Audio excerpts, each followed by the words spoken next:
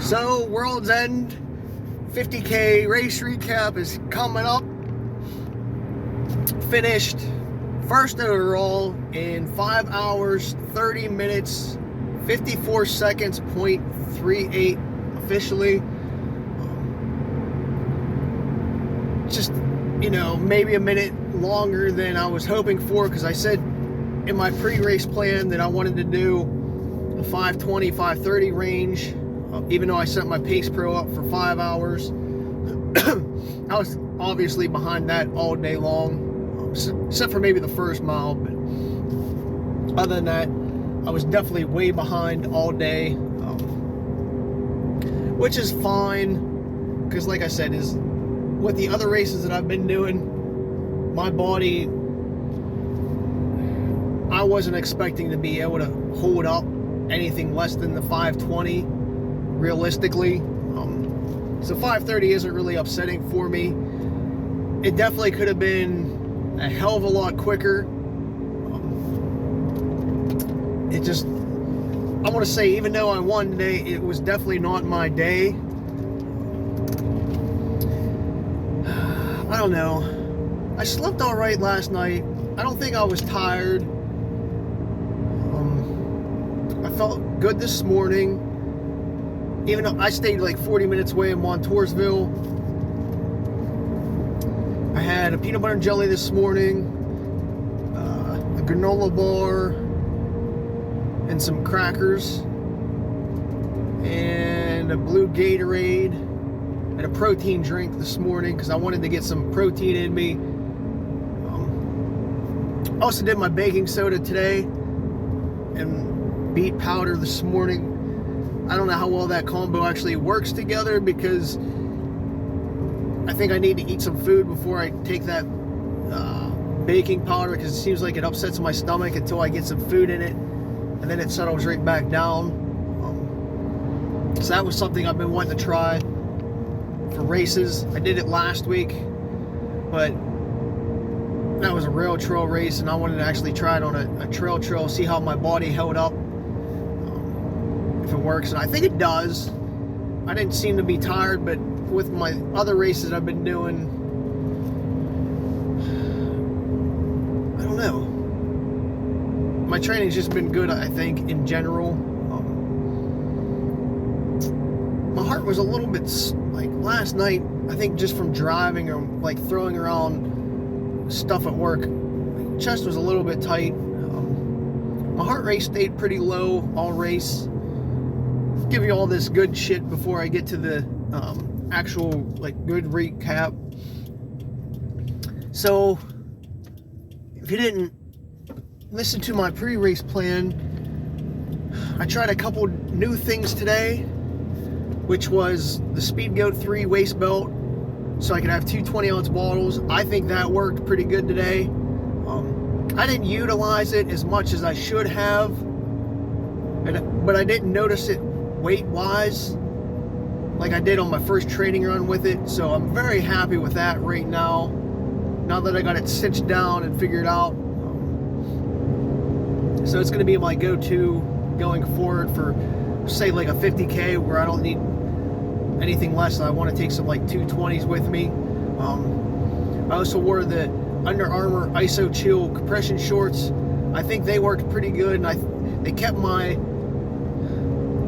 crotch area and my lower back, as I said in my race recap last week, that felt like it was cooler, and my body, the thighs didn't run as hot as my 2XUs, which have a thicker material. So overall, I think they kept my upper legs a little bit cooler, which also in return kept my body cooler. Though that could be a misnomer, because it was 50 degrees when we started this morning. It was definitely chilly. It was definitely nipply, we'll put it that way. And I went shirtless from the start because I didn't have to want to worry about it, and I knew we were going to hit hills right away, so I was going to warm up very quickly with it being 50. Let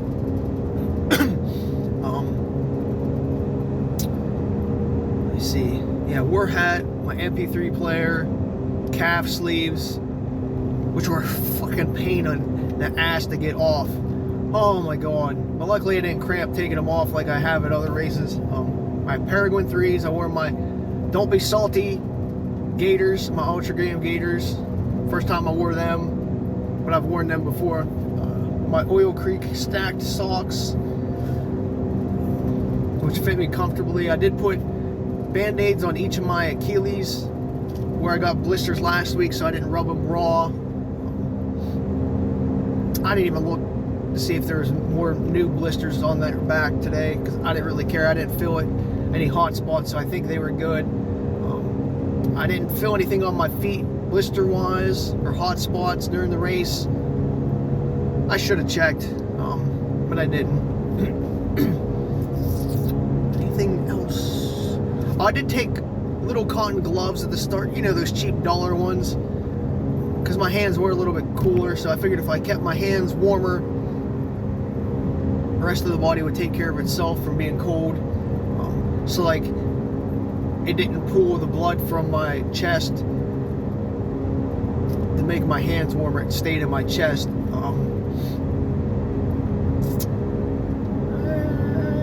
Might have had a couple wet wipes in my Speed Goat. I had my reusable cup. I think I took a gel. I found a gel in my drawer, so I just took that. Was hoping not to use it. And a couple baggies, and I took my phone. I think that's it. Should be it, because I really didn't have room for anything else. Let's see. Now, to get to the main event, I will say I wasn't really enthusiastic this morning. I was trying to win. I'm not gonna lie. I wanted to win the race. I was hoping to win the race, and I figured that 520, 530 range should get me a win. I think it's, even my time, I think it's a top 10 all time. Could be wrong. Maybe it's top 15. But I know a handful of only people finished under 520. So I'll have to check about that later on to be more accurate. But I just wasn't enthusiastic. I looked around, I was like, really don't know the people at the front of the pack. See how it goes. I didn't take off too hard, because I just wanted to pace myself and let things go.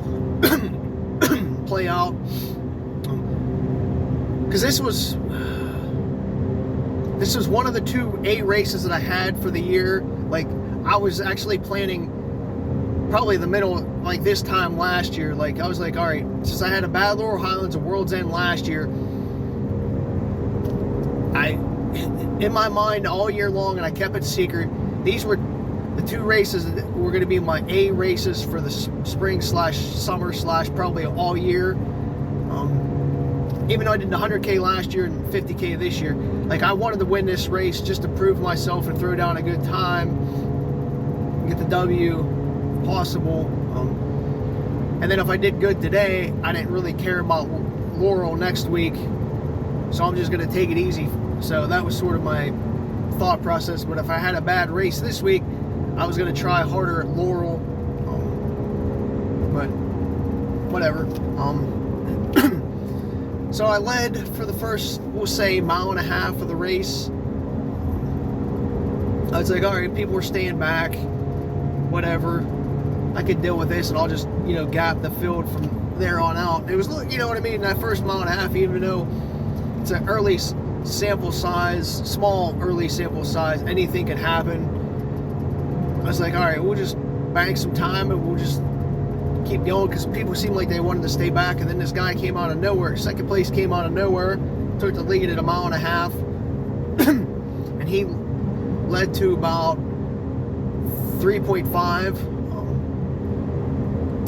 So I was just like running behind him in between mile and a half and 3.5, you know, just using him so I didn't have to pay attention to flaggings as we're climbing some of the rougher shit. And a couple of times he was going the wrong way. I'm like, hey, left, you know, whatever, to get him on track, because I wanted, you know what I mean, I'm not going to let him go off course and then be behind me and push me anymore, but I was just going to use him early on.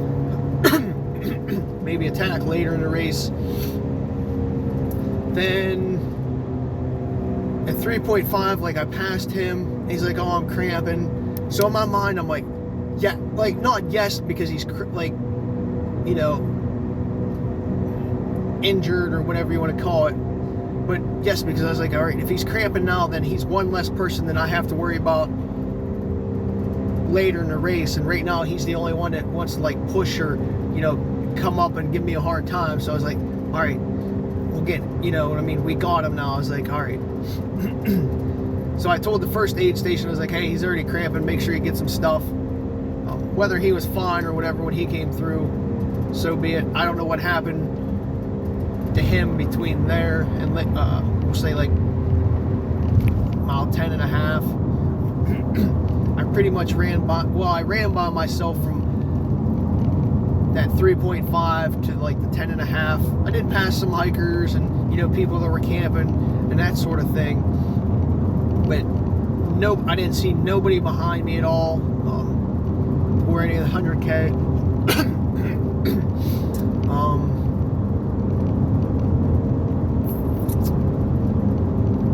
And the terrain, as it came upon it, I got more and more familiar, and I started to, you know, play in my mind, all right, this is where we're at in the course, this is what's coming up, sort of thing. Did see a bunch of photographers early on.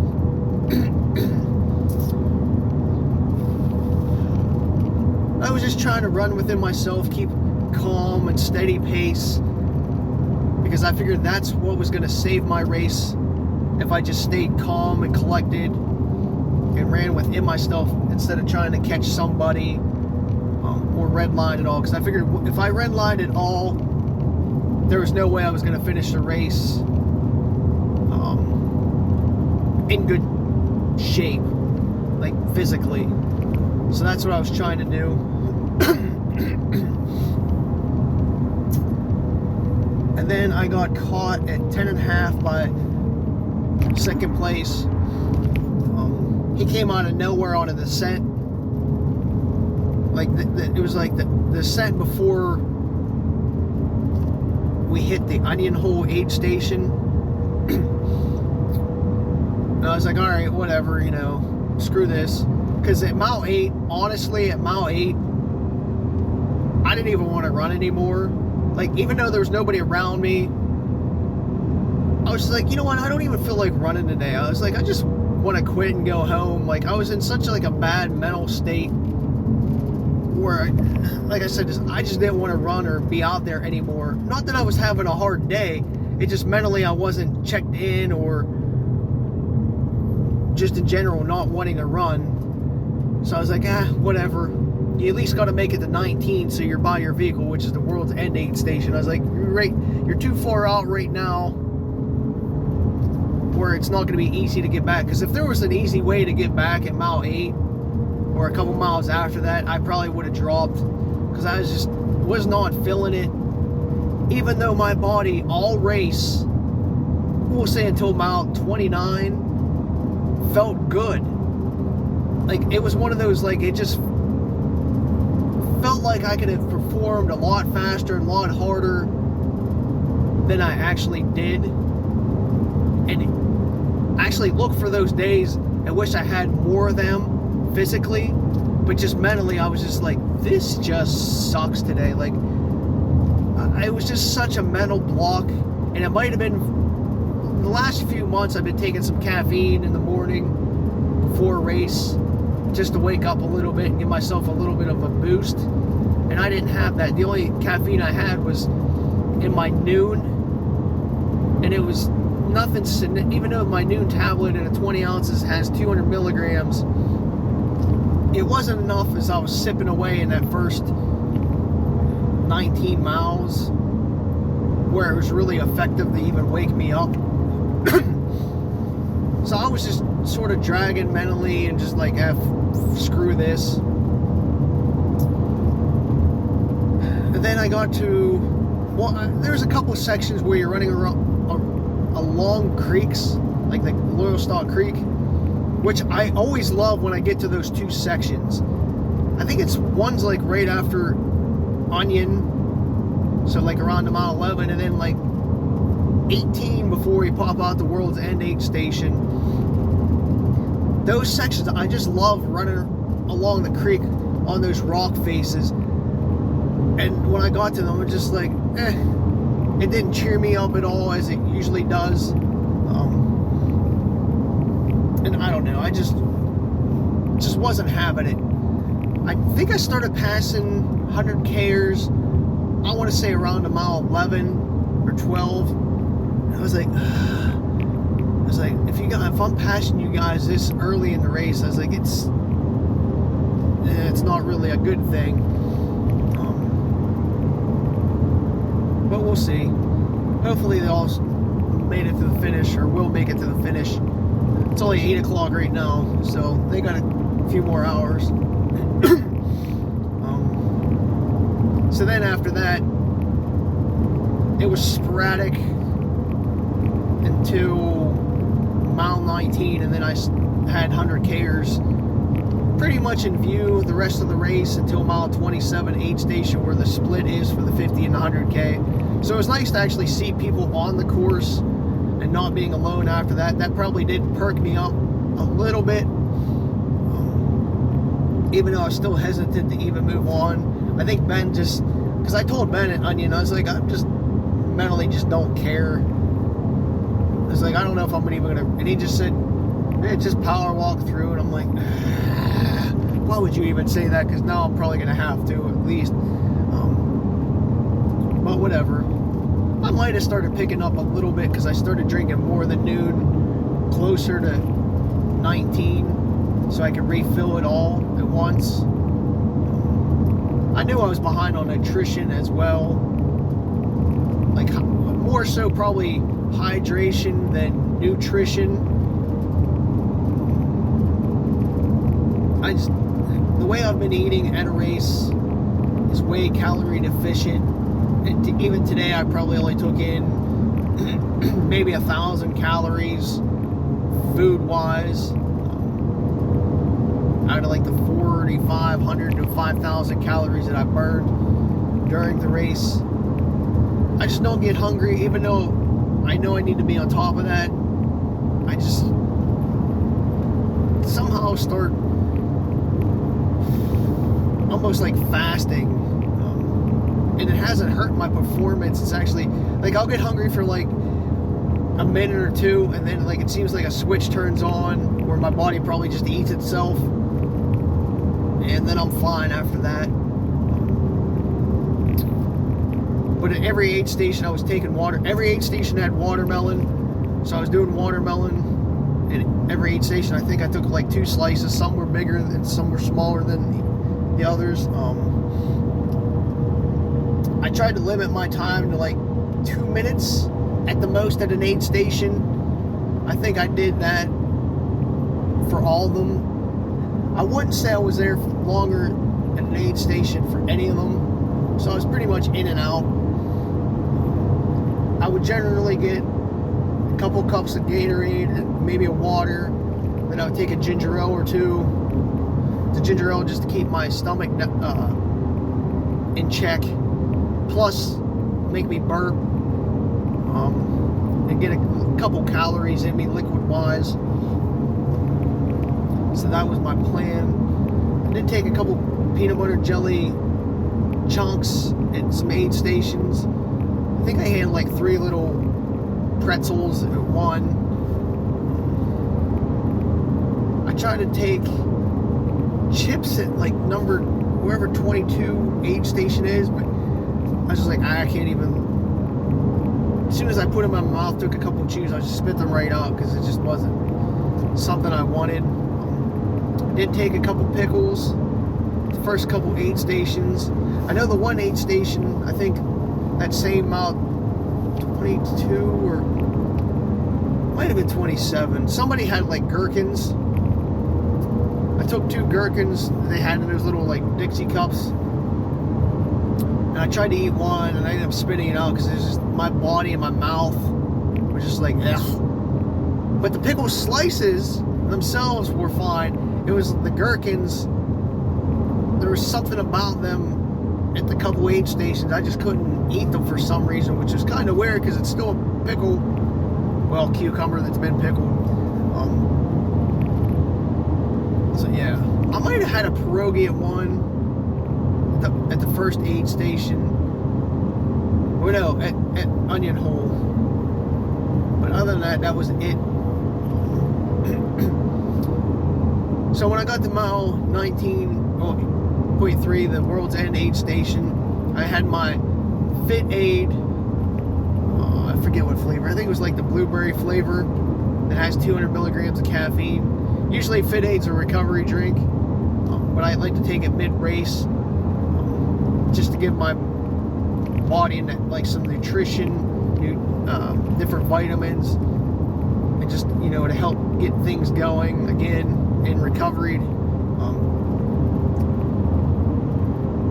And maybe 20-30 minutes after drinking it, that caffeine kicked in and I was like wide awake. That was probably about 10:30.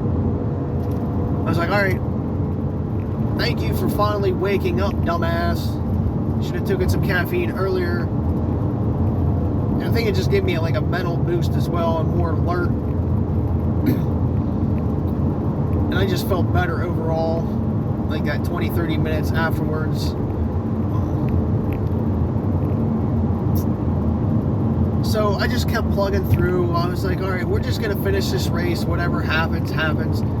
I really don't care. Let's just try to finish it under 6.5. Because I was behind the pace pro that I set that 5 hour the whole time, and it just kept banging and banging more and more on each mile. I was like, well, you're getting farther back. Even with it set up as positive splits and hills being ran easier, I still was way behind even in the second half. Though my effort was a little bit better in the second half.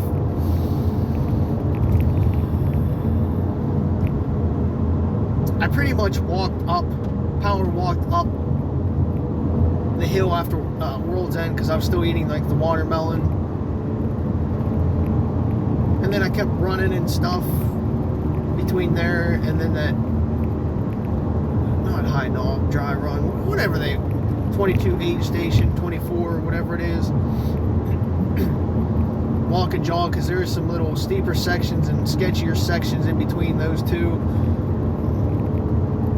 I was like, I'm never going to catch first place, the guy who finished second, because at mile 19, World's End, when I came in, you know, I wanted my bottles filled and get some nutrition real quick. Then after they got filled, I was like, hey, you guys, how far ahead was first place? And they're like, oh, I don't know. So I went back, you know, 50 yards to the radio guys, and they're like, oh, he came in at 10:09. And I looked at my watch, I was like, shit, it's 10:20 right now. So I was like, all right, he's got like 11 minutes on me. I was like, there's no way in hell I'm making up 11 minutes on that dude in 12 miles, or a little less than 12 miles. I was like, unless something happens, I was like, there's no freaking way. But I guess I did slowly, because at that next aid station, that after World's End, number 5, Ben was there and he's like, oh, you're only like 7 minutes behind. I'm like, all right, so I picked up 4. I was like, all right, whatever. I was like, I still don't think I'm going to get him. I was like, oh, just see what happens. And I still wasn't pushing. I wasn't, you know, redlining at all. I'm just running my comfortable, you know, stay within myself type deal. And I think I looked at my watch. I think I said it was like 25 range, which would have been correct. Because I made a little clip. I saw some other people as I was running, and you know, some of my friends and shit, just made a quick chit chat with them as I'm running by them or coming up on them.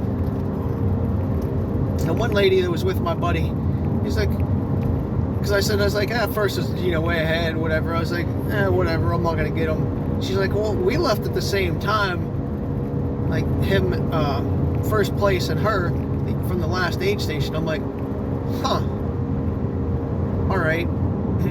So I still figured he was probably a good 5 or 6 minutes ahead of me. I just kept running, and I got into some sections where I could run a little bit faster, because again, I was awake now, but I still wasn't redlining, still running comfortably, but just pushing it just a slightly bit more. Saw it. There was another climb. I remember we crossed a road.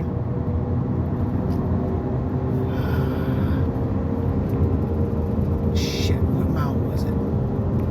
I keep seeing it was like 25. Because my watch either had 7.25 or like 666 left in the race, is what I remember. It was like 4,600 feet of gain at the time. I'd have to watch the clip again to be sure, but I saw him. There was like a little bit of a switchback ahead, and I caught a glimpse of him. So I made a clip. I'm like, dude, I caught back up to him. I was like, I'm being like real sneaky and quiet, like when I'm doing the clip, because I didn't want him to hear me and like take off, because I didn't know what kind of condition he was in. I just figured maybe he was just, pissing around at that point, because he had such a big lead and wasn't seeing anybody. I'm like, oh my god, I was like gonna sneak, like I'm like sneaking up. I was like, man, as soon as I get up to him, I was like, it's gonna be game on. I got a little bit excited. I was like, all right, this is your opportunity to win the race, because I thought I was out of contention and had no shot. So mentally, I was pretty much give up on a first place finish. But I was still hoping to, maybe finish top 5. I figured I was going to get past at some point with the times that I was putting down. But when I caught up to him, I'm like, oh shit. I was like, so I got like 6 miles to go. I was like, all right, can we muster enough to manage 6 miles? And I even said to somebody, the only way I'd get, like one of my buddies before I caught him, I was like, the only way I could probably catch him is when we get to the flats, and I can put the hammer down, because my legs felt good at the time. I was like, if I could put the hammer down in the flats and he's anywhere in sight or within like 2 or 3 minutes, I was like, all right, maybe I have a chance. Even though I still thought that was out of the realm of possibilities, so I just kept pushing and running. And I guess gapping him from there, because he said, because I briefly said something, because earlier in the race when I was near him, I was like, when he was going the wrong way, I was like, hey, be honest with you, I was like, you got to pay attention a little bit more later in the race, because it gets a little bit harder and more technical, so you got to pay attention more so you don't miss a turn. And he thanked me, and he even said that afterwards. He's like, thank you for the advice, and I was like, it's even harder to me it's harder the second half of the race than the first, even though you got that first 1,000 feet in that first 4 miles. It just, to me, it's more technical, probably because you're a little bit more tired as well the second half of the race. So I was like, hey, just make sure you pay attention the second half, because the flagging can be a little bit more sketchier and spaced out, which it generally is, I'm not gonna lie, because it seems like they used more of the Loyal Stock Trail signage, like the second half, so it's spaced out a little bit more. But if you follow the Loyal Stock signage, you're still good. It's just harder to pick out instead of that pink ribbon that waves in the breeze.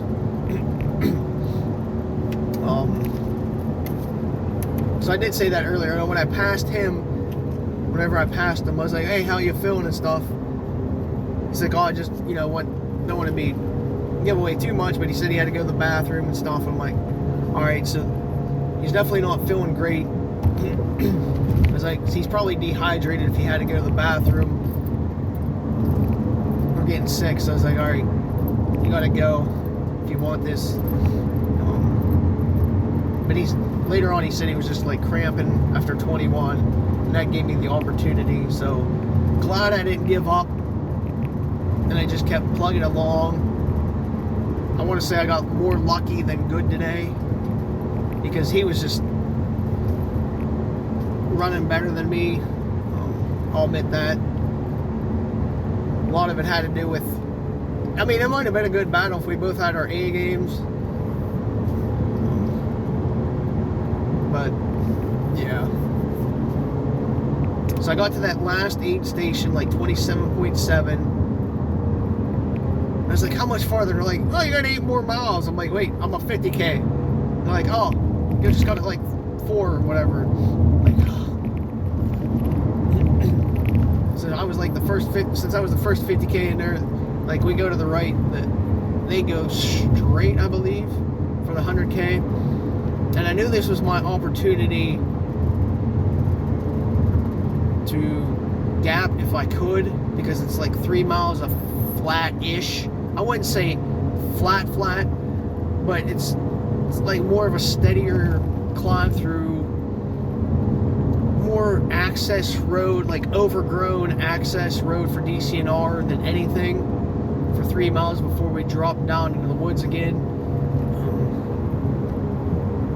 So I was like, all right, you got to push a little bit, but don't burn up until you see somebody coming from behind you, and then go down a little bit harder on your pace if you still have anything left. And I just kept trying to run as, not hard as I could, but keep that steady, hard pace. I think maybe we'll say like 8 to 9 minutes probably, those 3 miles on that road. And I set my watch up and was looking at the map, part of the map on my watch where it was counting down to like the next turn.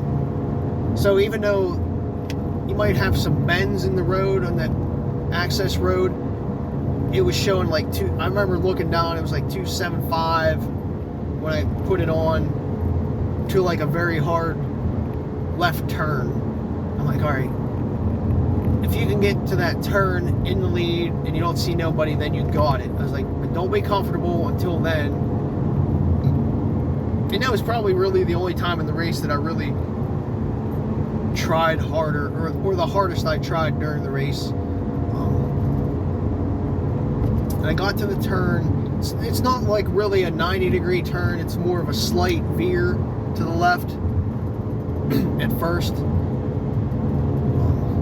For some reason, I remember it being like a steep decline right away, but it wasn't. We had a couple little ridges.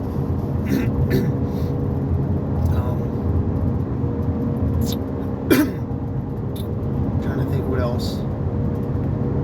Yeah, so then, even though we're making a left, then we actually make a hard left at some point, running on like little rock faces and stuff. I'm like, all right, the watch says probably 0.75. So at like 0.4 is when we start the descent back down where like the world's aid station was, before we make a left to around the beach area. Well, we pop out of like the beach area at the World's End and take the bridge, like the underpass type bridge around the snack shack, and then we hug the parking lot to the left hand side as we come in. But as I'm descending, I look back because there's a couple switchbacks ish, or a switchback before we start that real steep decline. And I looked back, I was like, all right, I think you have this now, and you should be fine unless you do something stupid like trip or fall. And yeah, I just took it in. I did grab a stick, maybe a half mile ish before I made that left off the access road, because I was dipping my hat in like springs and shit. And the last one that I dipped in, my right inner thigh started cramping. I'm like, no. I was like, this is not how this race is gonna end. I was like, shit. So I got a stick. I was like, if I have to hobble, I'm gonna freaking hobble in. And especially because I wanted one for the descent. It actually wasn't really a sturdy stick. It was kind of like bowed to begin with, kind of flimsy, but it was good enough.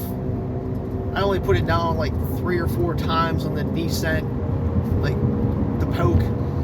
Other than that, I really didn't use it. I just held it in my well, I switched back and forth hands. I was like, better to have it than not have it. And then when I got to the bottom, I ditched it.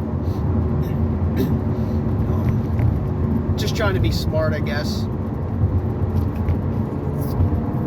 And then I just like cruised in from there.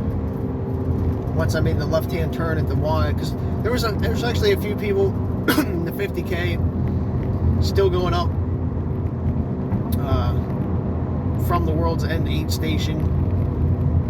So we do have like a T section. But overall, the course was, well, that was, yeah, the general gist of how things went. I think I finished 20 to 30 minutes ahead of second.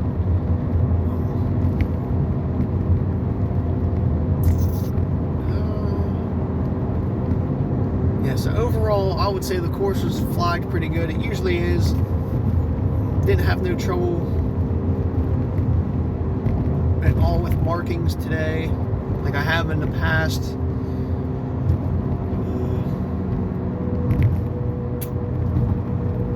It was muddy this year. It wasn't a dry year. I would say it's average for moisture on the course. I've seen it completely bone dry, and I've seen it heavily, like, not flooded, but way worse than it was this year, muddy-wise. So I'll take it as an average, which I would, it's kind of hit or miss. Because a dry year, it's going to beat your body up a lot more because you don't have as many like creek crossings that I can use to cool myself down and, you know, wet my body during the course. But it's going to be a lot more runnable in some sections. But if it's also dry, that means it's going to be a lot hotter, probably temperature-wise. And if it's really sloppy, times are going to be slower just because you can't run as hard as you wish you could. I used David's advice, the co-race director. He's like, you can't avoid the mud on the course, so just run through it. And that's what I did today. I just ran down like the middle of some shit. Or what I told people after I finished, what was nice today, just being in the 50K, not the 100K, is the 100K people pretty much trampled down a path that they all took to avoid like muddier, deeper sections. So that's what I did, is I was able to follow their tracks or their trampled down sections today, and it really benefited me. I figured that was like a real smart thing that I did, following their tracks instead of trying to pick my own line. Now granted, I still ran down a lot of the middle because, you know, taking 7 steps to the left or right all day long and then coming back 6 or 7 steps, it does add up. So sometimes I just ran down the middle and said to hell with it, made my own way. But a lot of times I did go over and seemed like what was drier is what people were using. So you could pretty much see like, hey, that person ran down the middle, it was wet, and then you could see like the trampled sections on the left or right where people were avoiding it. To me, it just made things easier for the 50K people. Whether or not other people did that, I'm sure a few did, but I don't know. I want to put that notch in my hat for thinking about doing that today. So it did benefit me. Plus, having the 100K people go through first,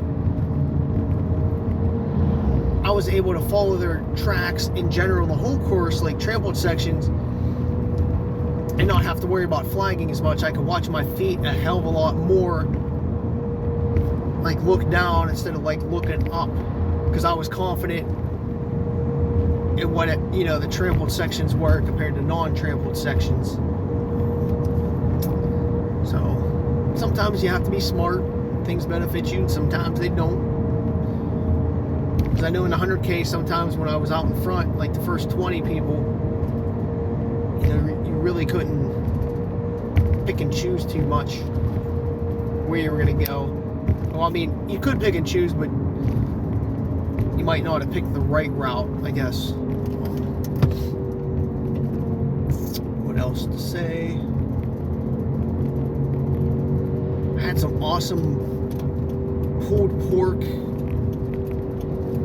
and mac and cheese after the race. I put this, whatever vinegar that they had on it, or to put on it, oh my god, it was perfect for that pulled pork and mac and cheese. Oh man, woo, that was awesome.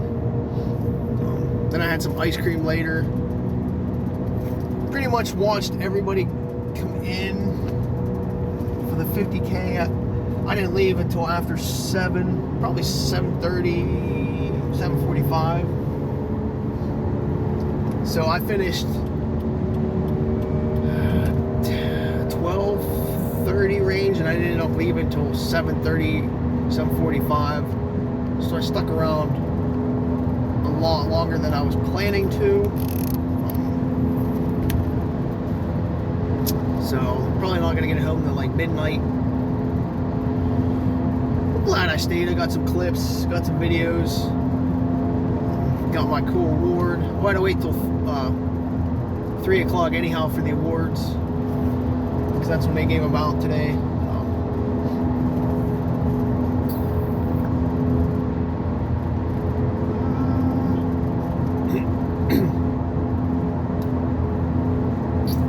Didn't get to talk to a lot of new people. People were just coming up to me, which was kind of cool, like saying congrats and want to know how the race went and how I felt about it, shit, like other races. So there was a ton of people that did that today, and I appreciate that.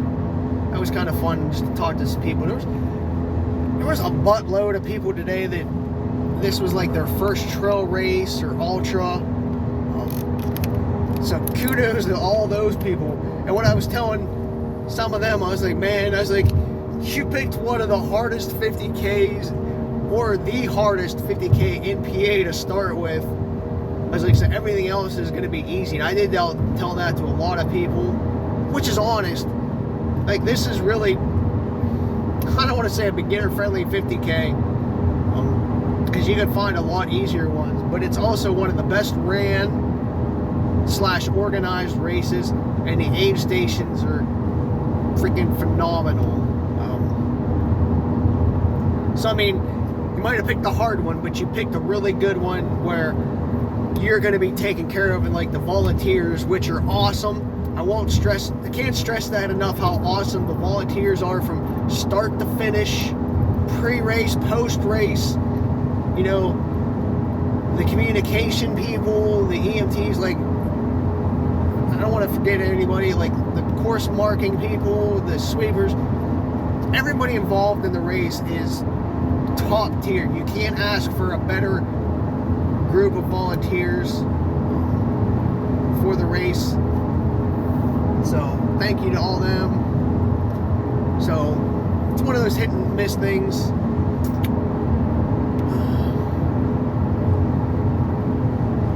Yeah, like some of the rockier sections, I did take my time a little bit more, trying not to get hurt or fall and ruin my race, and save myself for next weekend at Laurel.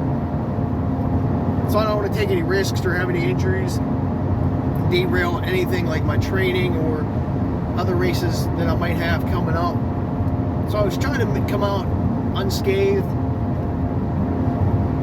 Pretty much did, but I did cut my knee a little bit on the left-hand side, on the side of my knee. I was between 20 and 22, I remember, mile range. We were on one of those like going up a waterfall or whatever, and some rocks were sticking out. And I just happened to get too close to one and scraped right by it. I didn't trip or fall today, which was awesome. I didn't kick any rocks or shit like that.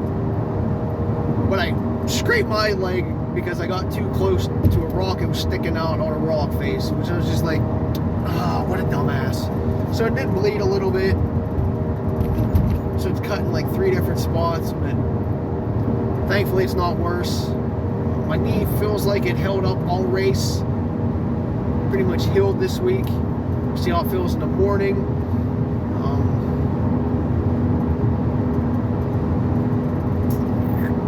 Yeah. Did get a couple hot spots from the speed goat because I forgot to put KT tape on where I wanted to. Bought some yesterday at work. I was like, I'm going to put some KT tape where I know the bottles and stuff are going to rub. And my dumbass got it in the car this morning because I got there at 6:30. There was no parking. I actually parked in a no parking spot. like a bunch of other people did. I would say at least 50 cars parked in no parking today. And I was rushing around a little bit to get ready. Probably didn't even get to the start till 5 till. Really stretch out or anything. So I was a little bit behind the 8 ball getting ready. So that was one of those things I forgot because I didn't lay it out. It's on the passenger side floor. I forgot it was there. So I think the one spot in my back, the bottles were, or the Speed Goat 3 was just rubbing in general. Did break skin a little bit. And the other side just chafed it very lightly. We'll see how it feels when I shower. My gooch is fine from those ISO shorts. They didn't rub me like the 2XUs did.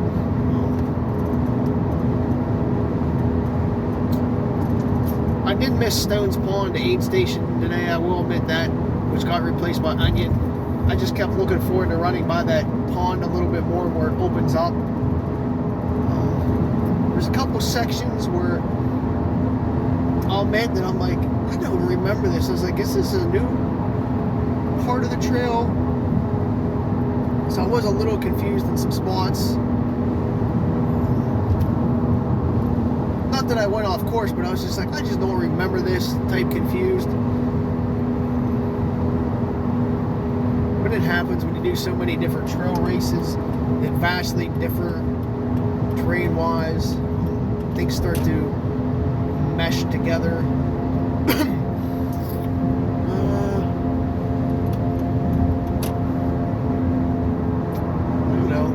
Bullshitted with the timer and Ben and David a bunch, and then just random people.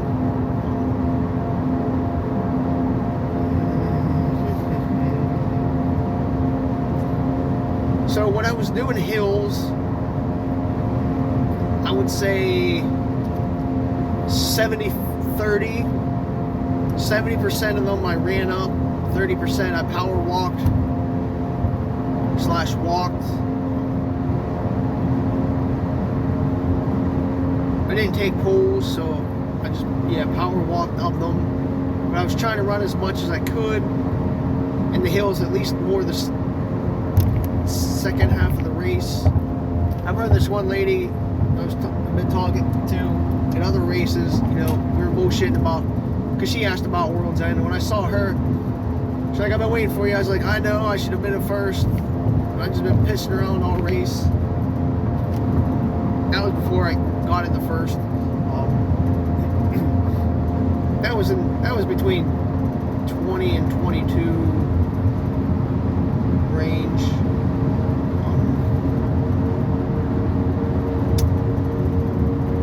What else? Damn it! I don't want to forget shit. So I want people to listen to this and get a good idea. Did take my time on some of the more technical descents. Again, you know me, I don't want to trip and get hurt. Not just during the race, but for work. I did have a couple moments where I did feel a little bit more comfortable than others.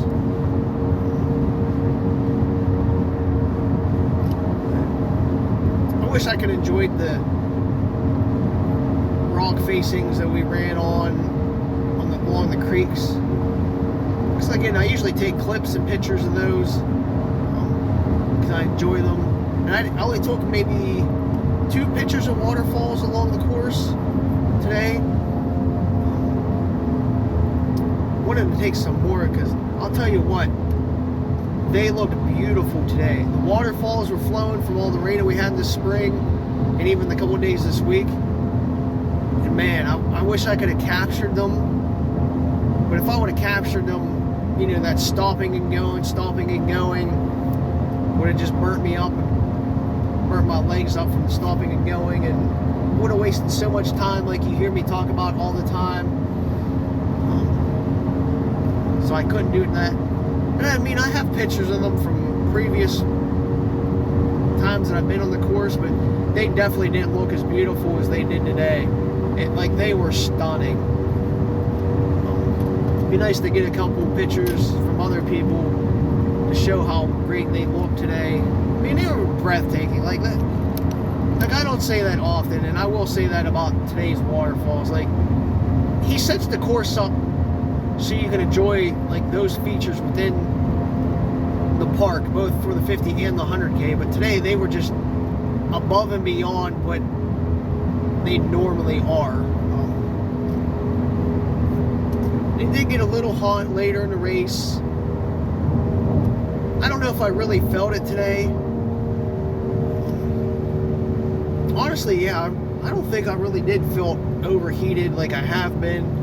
There was pretty much shade the whole time, but I also was splashing water on me way earlier than I normally do. I would say mile 6 or 8, I started cleaning myself off a little bit more, so that might have been a factor, keeping my head cooler.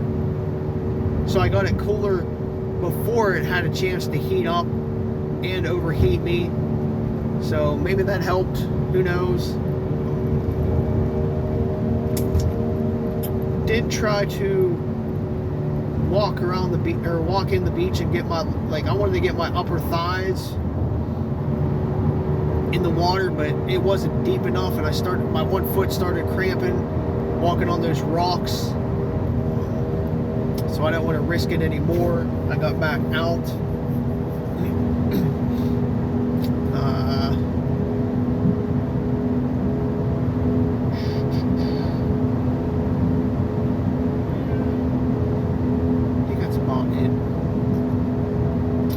Might be a good recap. Give me a second here to think of anything. Oh, when I went back to my vehicle, because DCNR was ticketing people today that parked in the no parking. They actually put down lines in the parking lot like Thursday, and they were huge spots. So it wasn't like efficient, but they were ticketing people. It was like $15 off-road, $25 on-road, I think is what they said. And I parked, like, I was like the third vehicle in from the road, and he was at the first vehicle ticketing. And I looked at him, I was like, I was gonna actually just take the fine and tell him to give me a fine, because I knew what I did was park in front of a no parking sign. But again, at the same time, when there was no parking and the lots were full, the overflow was full, I was like, you really want to be ticketing people today on a day like this? Just like, so I was just going to be like, just give me a ticket. But then before I said anything, he's like, hey, if you move your vehicle now, you won't get ticketed. I'm like, all right, I'll move it. Because I was just going to take the fine. So I ended up having to park like 2 tents up the road on a pull off for a couple hours. That's actually where I had to change and shit. Like get my switch shoes out. I mean, finished changing in the one bathroom by the snack shack. The calf sleeves were so hard to get off because they were so dry. By the time I tried taking them off, they wouldn't stretch.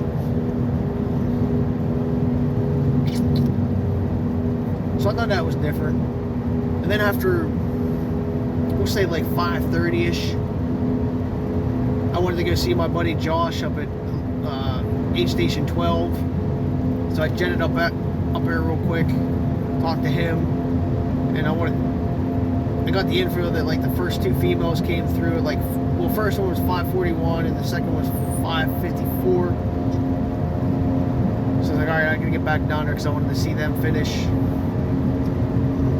And then I told people down there, I got some ice creams. I got some Moose Tracks ice cream. It's pretty good. Then I stayed again until like 7:30, 8 o'clock, and decided to go home. Well, 7:30, 7:45 before it started to come home. And guess we can leave it at that. Shoes felt good, feet felt good, legs felt good, arms got a little shaky after a while, probably from nutrition, lack of.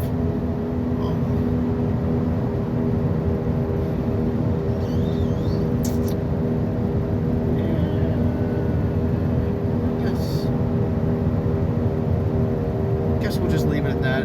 If I forget anything, so be it.